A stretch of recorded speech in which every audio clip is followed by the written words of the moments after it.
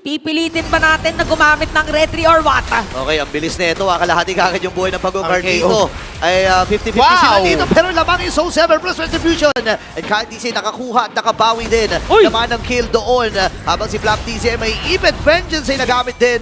At kailangan lumayo dito ni Flap. Boy pa rin! Sa Retribution! I mean yung red regeneration pala. And Pew ay makakuha ng kill. Ngayon si Sanford nakipagsama na. Patay si Ogun dito. Next na yata si Flap DC. Nakatapak ng trap. Bumalik! Pero si Kyle DC dito. Tamang dash lamang siya. Hindi aabot yung Abyss. Boy pa din! Si Sanford din nandito. Napaka-team ay nakikipagsabayan sa dalawa.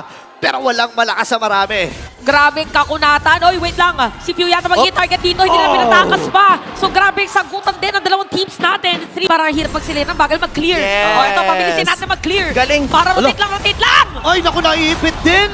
Sakto doon sa dispersion and rotation. At ilalaban na nga ito ng Team Falcons. Pero tatlong miyembro mula sa Team Liquid Philippines na naka-abante din.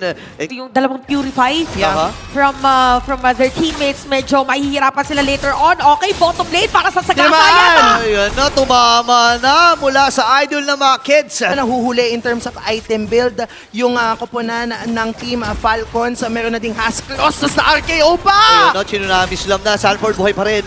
Kaya lang si Kyle TC may ipit pa. At doon yung pagdampa mula dito kay Sanford. Nakatakas pa itong si Kyle TC. Pero di mata si Ogun sa kamay ng Cavalry. Habang si Sanford na naging kapalit. Tumipi pero na naman. diversion play na naman na ginagawa dito. Sino ang gugo? Marco? Si Sanji. Opya! Wait lang, super makmak. Kailangan ding umatras na kagad dito ni Sanji kasi wala na ka rin lang siyang kasama. Masyado kasi malayo yung kanyang mga kasama doon. Pero may 1v1 na nagagalaw. Sabi niya 2v1. Oy, makakaiwas pa hindi. Kasi electrifying beats.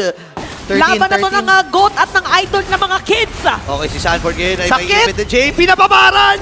And Kyle TC ay mega kill na. Ngayon may RKO din na gagawin. Masyado atang malayo dito. Marco! Super makakuha ng Lord na yon. Hindi tumama yung bisal araw mula kay Pew at aatras muna ang Cavalry.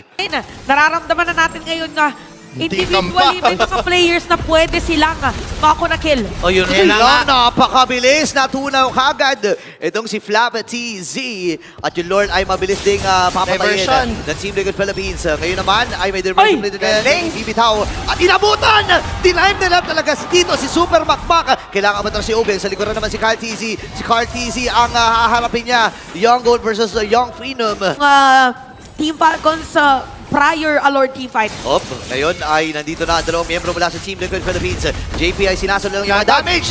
Pero ang problema ay may ipit din si Ogun at namatay na kakagad sa kamay dito ni Cortez.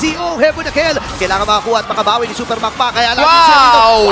Washing. Pasok din at nadaan. Yung pag-dive dito ni Pew. Tumama yung Spirit of Death. Si Ohem ang kukuha. No? Actually, si Sanji ang nakakuha. Pero apat ng miyembro mula sa Team Falcons at tumamba.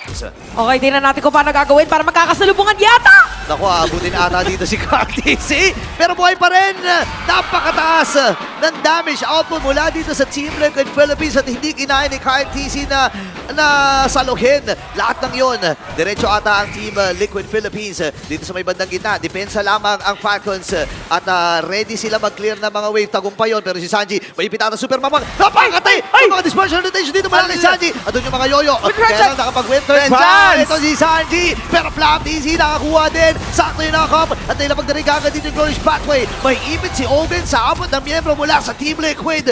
At ready dumepensa ang Falcons. Para gusto nila diretsohin. Okay na daw to. Meron naman sila minion wave na dala. Pero madadefensahan pa. Flap TC pa. Paatrasin nila. Ngayon, kailangan nilang habulin muna yung Super Makmak. Ohem! May 1v1 dito sa may gilid. Dito naman sa may bandang ibaba. 2v1 na nagiging laban. Wow!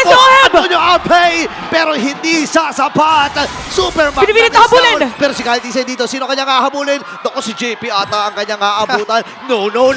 Andito na rin yung Glorious Pathway. At nagamit din yung Retribution. Mula dito kay Kyle TC. Hinahabol mo yung kabayo. Napakahirap habulin yan. Cons, baka ma-burst down ng TLPH yung Lord. Op! Wait lang, diversion play May plano ba? Sabot. Ipinadala na doon sa may bandang ibaba ito si Ohoy pero mapupuruan ata si Flap TC. Nagamit yung Vegas para si Flap TC. O makakuha ng Lord. Sino magiging target? Flap TC kailangan matras. Sanji dito. Napagamit na rin gamit ng crowd. Kailangan mag-flicker out. Pero tatapon sila ni Ohem. And we have game number 3.